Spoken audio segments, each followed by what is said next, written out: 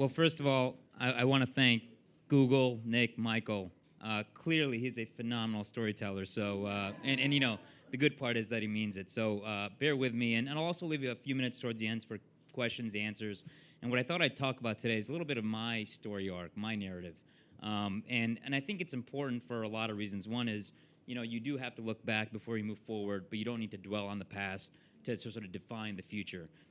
Was born in 1981 in Gujarat, India, which is a state in India, and you know was a pretty small town, small community where everyone was a part of the merchant class, and we're talking about a village of maybe 5,000 individuals where you truly do know your neighbor to the left and your neighbor to the right, and beef gets handled in a very specific and methodical way. But that being said, you know, I think it was very important in defining future, and I sort of didn't appreciate it at the time.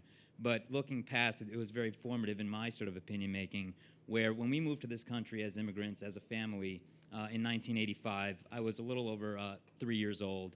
And it was very important on a couple of reasons. And what you'll see throughout my story arc is some of the parables that I took away from it, which is we moved to upstate New York and moved to an extended family. So we live in one house with my uncles and aunts, and you know everyone tries to find not just work, but their place in the community. And Binghamton, New York, for those who have ever been in upstate New York, it's a fairly small town. Again, I always take a little bit of offense because there's New York City and everything else, but I'm pretty sure that there's more cities and towns and communities in New York, and Binghamton was a great one. And it really showed a couple things: the power of how an extended family can really define and extend your support system, but also how power of a community, which was Binghamton at the time. Again, there weren't too many Indian American families there. They could rally behind a family and individuals and really sort of integrate them not only into the community, but also really help each other out.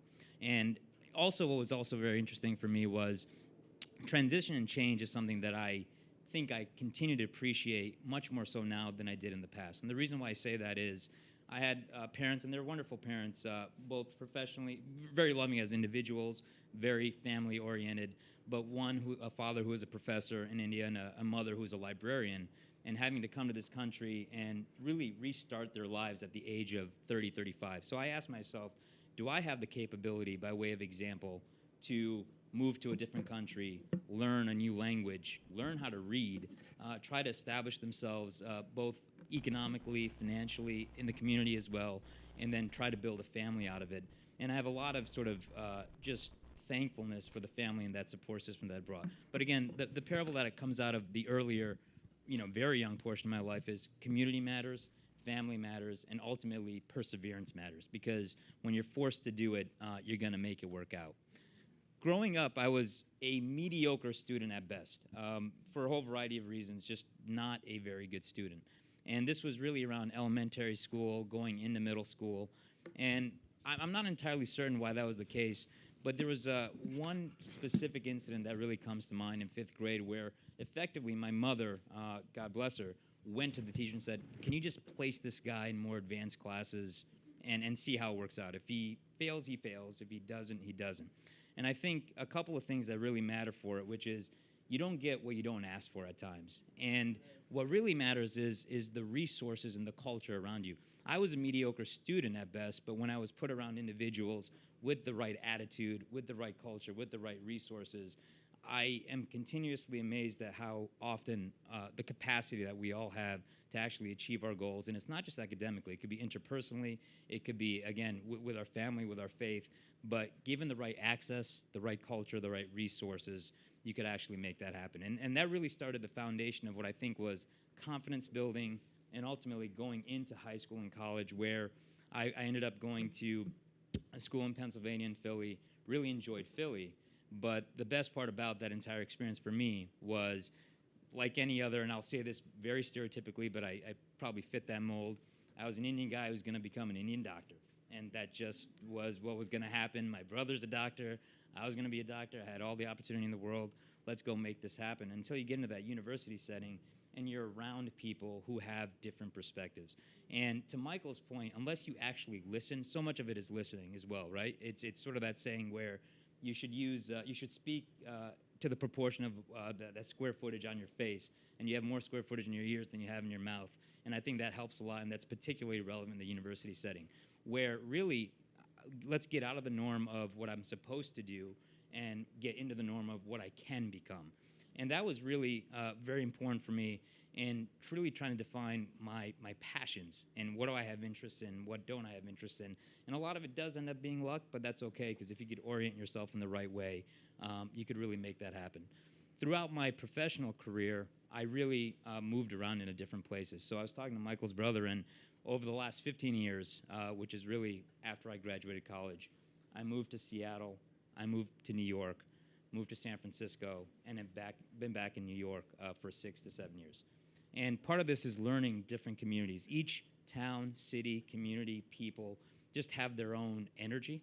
They have their own core sort of industries. They have their own cultures. And it was really important for me to move around in the States, because I think you truly do get a representative perspective of the nation that we live in, and ultimately the global community that we live in. And part of that sort of journey and the arc for me, which was, it starts with access. So everyone sort of gets a job, and you try to hustle, you try to put yourself in a position to get it. Again, half of it's probably skill, half of it might be luck, but put yourself in a position to be lucky in the first place. But really access around different personalities and different perspectives. The next part, again, coming out of school, anyone who tells you they know exactly what they want to do, I think is either blessed to have that complete sort of vision, or better yet, they're fooling themselves and they need a lot more input or time to actually discover it. But access is the first thing. Access to bright minds, access to diverse minds, access to individuals that will effectively give you counter perspectives, access that will enable you to confound expectations. And so access was really important, and I met the right people at the right time, which led to this arc of discovery, where how do I actually find now what I like, what I want to do for myself, my profession, my community, and that discovery hopefully leads into passion.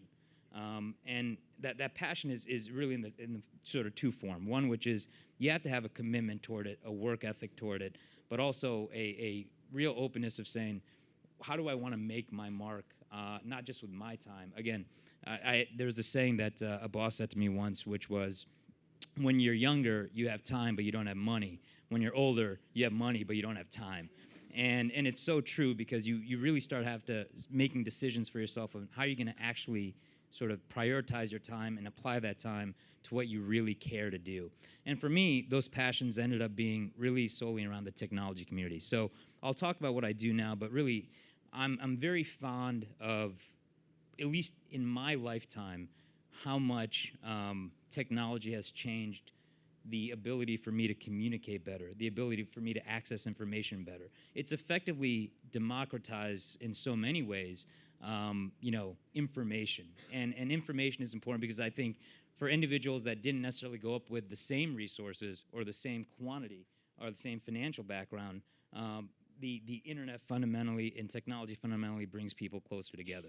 And having lived in the right communities, which is Seattle, a very strong heritage between Microsoft, Amazon, and the startup community, having lived in San Francisco, which is still a very strong sort of intellectual capital of technology, I think you start realizing it's humbling even to be here at Google. I mean, when you think about it, I think Google started in 1998 or 1999. So we're talking about a business that's been around for less than 20 years. And the actual impact on humanity that this company has had, along with its counterparts, is unbelievable in such a short period of time. And so that passion of technology, which was phenomenal, and me knowing that I want to be in the tech community and work my way into that in whatever capacity. It could be on the finance side, it could be on the product side, it could be on the marketing side, but I need to be around this industry. And it's really important, in my perspective, for everyone as they start prioritizing their time to really hone in on that industry. That brought me to my second passion, which is really sports and media. And I now am at the NFL and get to work on a variety of media projects and digital distribution. But more importantly, sports has a tremendous capacity to unite as opposed to divide. And we live in a time where fundamentally the constituency is distrustful of institutions. There are many, many, many reasons to be divided. And the most humbling aspect is for me to go back up to my, upstate New York and my parents' store, work at that gas station, and it doesn't really matter who walks in that door after a football weekend. You could have a conversation about football. And it's a very uniting and humbling thing to be a part of. And so the actual process to me is more important than the outcome. And very humbled to be where I am today. I know I have 30 seconds left, but I leave you guys all with this, which is, for me, what's really important, and hopefully important for all of us, is let's A, learn how to learn, and that was important for me. B, learn how to work. You have to put in the time, and you have to put in the effort. 3, learn your own talent. Learn what you're passionate about. And the 4th and most important thing is learn how to fail, because that'll only pick you up the next time you try again. So thank you again for listening, and look forward to getting to meet you guys.